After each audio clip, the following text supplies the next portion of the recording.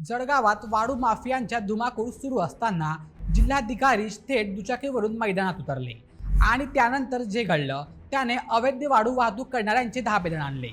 तसं तर अधिकारी गाडीतून आले की वाळू माफिया सावध होतात, पण जळगावात जिल्हाधिकारी दुचाकीवरून अचानक पोहोचले। मग सुरू झाली औषध वाळू वाहतुकीवर धडक कारवाई। एकीकडे समोर वाळूने भरलेली वाहने आणि अचानक दुचाकीवरून पोहोचले थेट कलेक्टर साहेब।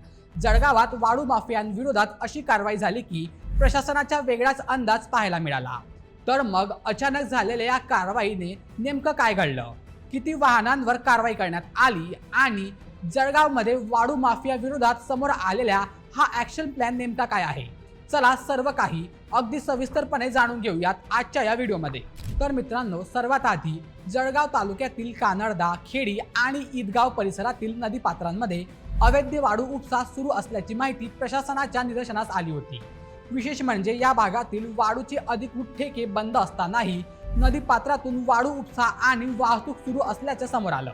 यानंतर प्रशासनाने थेट कारवाईचा निर्णय घेतला आणि कारवाईची सर्वात लक्षवेधी गोष्ट म्हणजे जिल्हाधिकारी रोहन मुगे आणि पोलीस अधीक्षकांनी सरकारी वाहनांच्या ताफ्यातून नव्हे तर दुचाकीवरून आणि काही ठिकाणी पायी जाऊन नदीपात्राची पाहणी केली। अधिकाऱ्यांनी थेट घटनास्थळी जाऊन परिस्थिती पाहिली आणि स्थानिक ग्रामस्थांशी संवाद साधला। ग्रामस्थांकडून रात्रीच्या वेळी वाळूची वाहने धावतात का, दिवसा किती वेळा वाहतूक होते, अशा स्वरूपाची माहिती देण्यात आली। म्हणजेच प्रशासनाने केवळ कार्यालयात बसून कारवाई न करता प्रत्यक्ष नदीपात्रात उतरून परिस्थिती जाणून घेण्याचा प्रयत्न केला।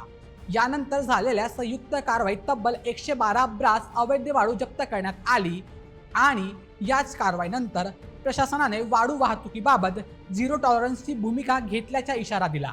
तर स्थानिक महसूल यंत्रणेच्या कार्यपद्धतीबद्दलही प्रश्नचिन्ह निर्माण झाला आहे।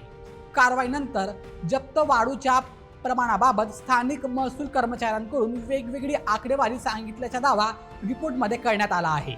एका अधिकाऱ्याने अंदाजे 100 ब्रास, त्यानंतर 70 ब्रास, तर कानडच्या तलाठ्याने 12 ब्रास वाळू असल्याचे सांगितल्याचे रिपोर्टमध्ये नोंदवण्यात आलं आहे। यामुळे आता असा प्रश्न निर्माण होतो की जर वरिष्ठ अधिकारी स्वतः नदीपात्रात उतरून एवढ्या मोठ्या प्रमाणात अवैध वाळू शोधत असतील तर स्थानिक पातळीवर ही वाळू उपसली जात असताना संबंधित यंत्रणेला याची माहिती नव्हती का, आणि जर माहिती होती तर आधी कारवाई का झाली नाही, हा प्रश्न आणखी महत्त्वाचा ठरतो। कारण जळगावमध्ये अवैध वाळू वाहतुकीचा मुद्दा नवीन नाही, यापूर्वीही वाळू माफियांविरोधात कारवाया झाल्या आहेत। त्यामुळे आता जिल्हाधिकाऱ्यांनी घेतलेली ही थेट आणि आक्रमक भूमिका खरंच अवैध वाळू उपसाला आळा घालणार का, हे पाहणं महत्त्वाचं ठरणार आहे।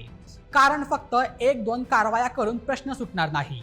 नदीपात्रात पुन्हा वाळू उपसा सुरू होऊ नये, रात्रीची अवैध वाहतूक थांबवावी आणि स्थानिक पातळीवरही जबाबदारी निश्चित व्हावी, तरच या कारवाईचा खरा परिणाम दिसेल।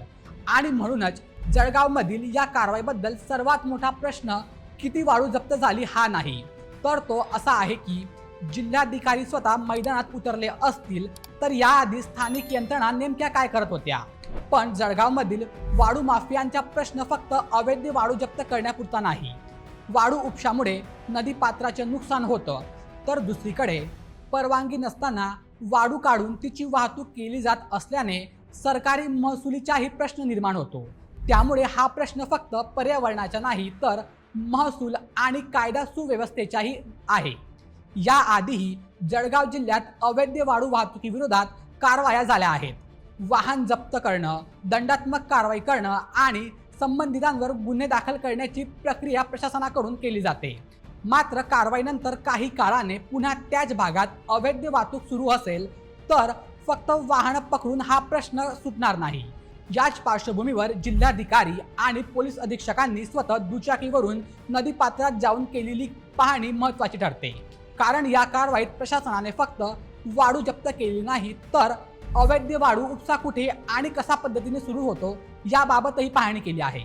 आता पुढचा टप्पा म्हणजे या कारवाईनंतर अवैध वाळू उपसा आणि वाहतुकी संबंधित लोकांवर कायदेशीर कारवाई किती कठोर होते आणि ही सातत्याने सुरू राहते का, हे पाहणं महत्त्वाचे ठरणार आहे। पण या कारवाईमुळे प्रशासनाने आता अवैध वाळू वाहतुकीवर झिरो टॉलरन्सची भूमिका घेतली आहे, ही गोष्ट मात्र निश्चित। तर मित्रांनो, या संपूर्ण प्रकरणावर तुम्हाला काय वाटतं? जळगावमध्ये जिल्हाधिकाऱ्यांच्या या धडक कारवाईनंतर वाळू माफियांवर खरंच लगाम लागेल का, की काही दिवसांनी पुन्हा तोच प्रकार सुरू होईल?